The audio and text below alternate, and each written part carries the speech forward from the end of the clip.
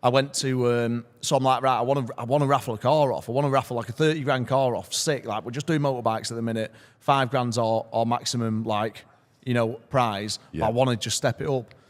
So I was like, but I can't afford one. Again, so the payment gateway, the one that we managed to get back at the start was a 28-day delayed payment. So you had to wait 28 days for your money to come in, yeah. So if I'm doing 3 grand a day, that's in 30 days it'd be 90 grand. So I've got like probably 100k at any one time. I've got nothing in the bank. Yeah. I've got 100 grand. Rolling reserve where they hold the money, yeah. 28 days.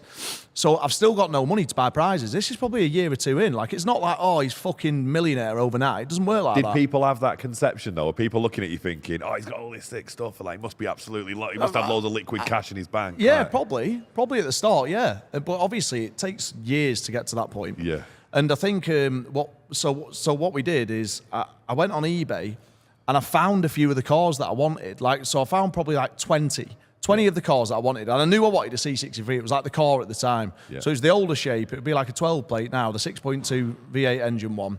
And I remember messaging. So what I did is I went on eBay and I messaged 10 sellers or garages saying, this is well random, but I want to come and borrow the car for an hour. I'll bring it back to you, and then I'll buy it off you when I've sold all the tickets or whatever. And obviously, they all said no. I got one guy in Wigan, a guy called Scott, who I still speak to today. I've actually bought 3 cars of him today. So I still speak to him 66 years later. And Scott, SJ Specialist Cars, I'll give him a shout out, lent me a C63. He just lent me, I took it away, he went, and he's all right, but you won't want to get on the wrong side of him. Yeah. And I could tell that straight away. I said, all right, so let's be careful here. Did he make you leave any like collateral? Like nothing. No. He was just like the kind of guy to go, I trust you, Al. Like, you've come across in a nice way. Yeah. And I wouldn't have mugged him off anyway because I wouldn't dare. I've got a vision of what this guy looks like now and imagine him to be quite scary. I think he's like ex-SAS or something, honestly, like genuinely. So he lent you the car for went like down an hour? there, came up, drove it back down, went to Wigan, drove it back up here, pictured it up, did a few videos, all that. Took it back down there, said, right, Scott, draws in like a week. I'll come and see you then, etc. And then we sold the tickets out. I paid him his money. And then I grew a debt with Scott up to, I think, £500,000. So you just kept lending your cars to Raffle? Because I'm 28 days delayed.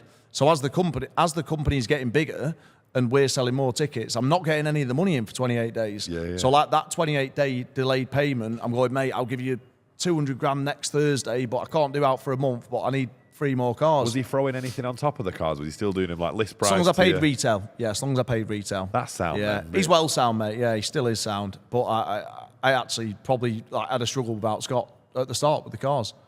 So with your first, what's a C63, like a 12 plate C63, do you know how fast it sold out? Was it like, were people like, shit, they've gone into the... All I remember, like our best, then if this happened now, I would be happy. I remember that a few years ago, we'd load up like a £10,000 cash and draw it like tomorrow or the day after, so really quick draws. And we used to send a push notification. So when we first got an app, so the app's just a wrapper of the website, but you can properly download one and all that.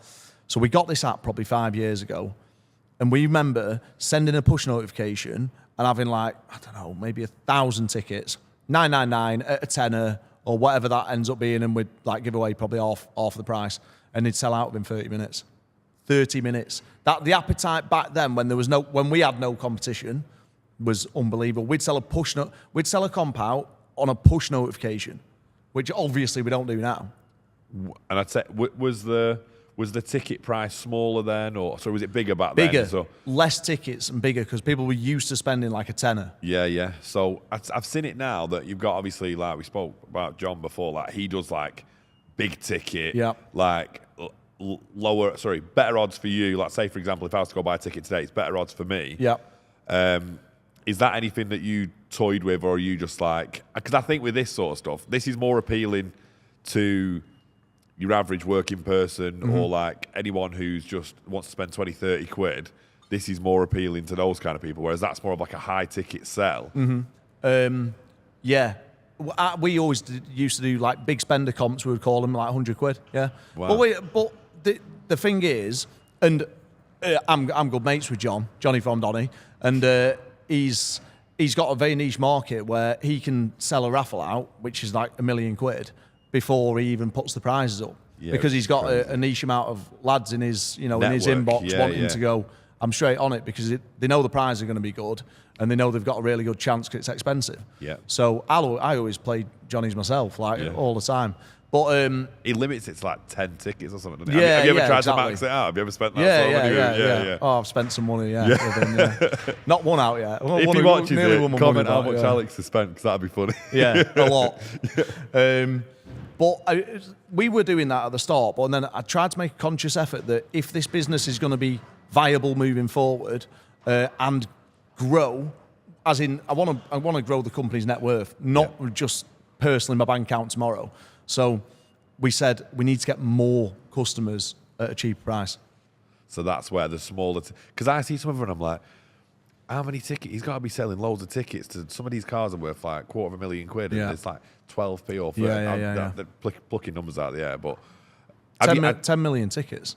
Is that what it is? Some of them have 10 million and they sell tickets. out. Yeah, they sell out. I like the way on the website as well. Like obviously I got not suckered into it, but it's my own doing. But like when I'm doing it, it's like I can just slide it up to select more tickets, and then you want to buy like 5 tickets, and the next thing you know, you're like, well, I'm going to buy 5. I may as well buy 40. Do you know what I mean? And you're riding it up a bit. So, but our average order value has decreased quite a lot. So it was like 15 to 20 quid, and now it's like £3, which I want. It was a conscious decision that we wanted that to happen.